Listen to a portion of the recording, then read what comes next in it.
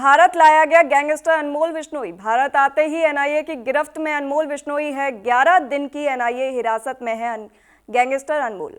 Babbar Khalsa syndicate का अहम सदस्य है। बिश्नोई कई हाई प्रोफाइल केस में है, आरोपी है। कोर्ट में पेशी के बाद कार्रवाई की गई है।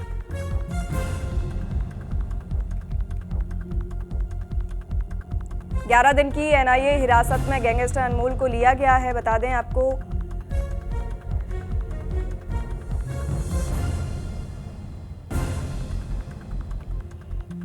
विदेश में बैठकर सोशल मीडिया पर धमकियां देता था। भारत में एक के बाद एक वारदात में शामिल था और कानून की पकड़ से लगातार दूर भागता रहा, जिसका नाम है अनमोल बिश्नोई।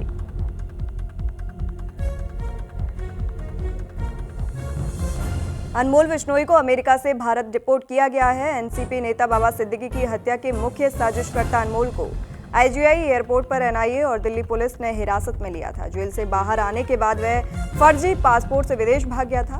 बाबा सिद्दीकी की सिद्धू मूसेवाला हत्या और सलमान खान के घर फायरिंग जैसे 18 से अधिक गंभीर मामलों में वह आरोपी है। आपको बता दें कि अनमोल को 2022 से फर्जी पासपोर्ट पर अमेरिका में छिपा हुआ खोजा जा रहा था।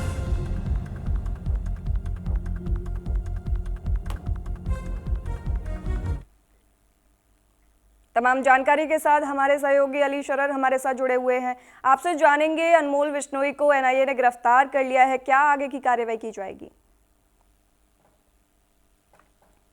देखिए, बिल्कुल सपना कुख्यात गैंगस्टर लॉरेंस बिश्नोई का भाई है अनमोल बिश्नोई, जिसको कल देर शाम एयरपोर्ट से रिसीव किया गया है और इसको डिपोर्ट करके अमेरिका से भेजा गया है। एक लंबे वक्त से इसकी तलाश जारी थी, क्योंकि जब से बाबा सिद्दीकी हत्याकांड हुआ था उसके बाद सलमान खान के आवास पर फायरिंग की गई थी।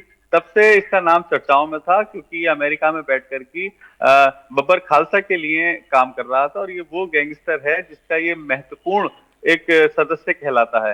हालांकि इसकी अब भारत लाने के बाद इसे कोर्ट पेश किया गया, जिसके बाद एनआईए को 11 दिन की रिमांड में से भेज दिया गया है। अब इससे फिलहाल पूछताछ जारी है। आज पहला दिन है। आज पहले दिन इससे महत्वपूर्ण पूछताछ की जाएगी और इसके कौन कौन सदस्य भारत में हैं जो इसके इशारे पे काम कर रहे थे, कौन कौन गुर्गे हैं जो बाकायदा कॉन्टैक्ट लेकर के हत्याएं करते थे। तो ऐसे भी बहुत सारे सवालों का जवाब ढूंढने बाकी हैं, जिसके आधार पर पूछताछ जारी है। लेकिन ये जरूर कहा जा सकता है कि अनमोल बिश्नोई की गिरफ्तारी के बाद निश्चित तौर पर बड़ा गैंग जो है भारत में सक्रिय इसका, वो भी सामने आएगा और उसके खिलाफ भी बड़ी कार्रवाई होगी। जी, जैसे कि अनमोल बिश्नोई पर बाबा सिद्दीकी की हत्या का भी आरोप है, तो क्या उस एंगल से भी जांच की जाएगी?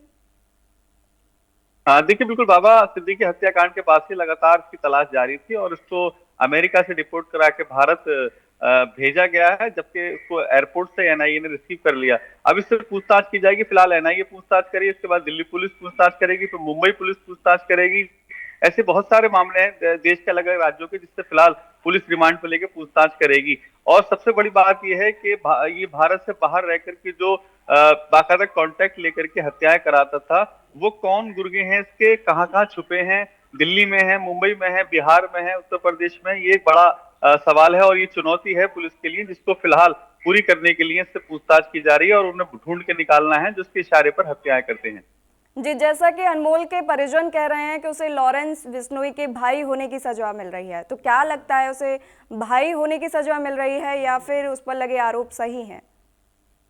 देखिए सपना, कोई भी गैंगस्टर हो या कोई भी बड़ा अपराधी हो, उसके परिवार वाले उसको दूध का दुल्हा ही कहते हैं और ये शायद बड़ी वजह यही है जो अनमोल बिश्नोई के परिवार वाले भी इस बात को कह रहे हैं। लेकिन उस पर 18 मामले दर्ज हैं। अब से पहले सिद्धू मूसेवाला हत्याकांड में भी वो वांछित है, साथ के साथ बाबा सिद्दीकी हत्याकांड में वांछित है और सलमान खान के जो आवाज से फायरिंग कराई थी उसमें भी वांछित है। और ऐसी बहुत सारी घटनाएं हैं जो उसने की हैं, लेकिन वो कौन कौन सी घटनाएं हैं, कौन कौन से राज्य में इसने हत्या कराई है, क्योंकि ये चर्चित हत्याकांडों में शामिल रहता है। अमेरिका, कनाडा, तमाम जगह इनका पूरा नेटवर्क फैला हुआ है गैंगस्टरों का और इनके इशारे पे इनके गैंग के सदस्य हत्याएं करते हैं। तो कौन कौन से कॉन्टेक्ट इन्होंने ले रखे थे फिलहाल, जिनकी हत्याएं करनी थी या जिनकी हत्याएं कर चुके हैं, उन तमाम सवालों को जवाब ढूंढने के लिए एनआईए पूछताछ कर रही है और ये माना जा रहा है बहुत जल्द बड़े खुलासे हो जाएंगे। सपना जी, बहुत शुक्रिया ये तमाम जानकारी देने के लिए।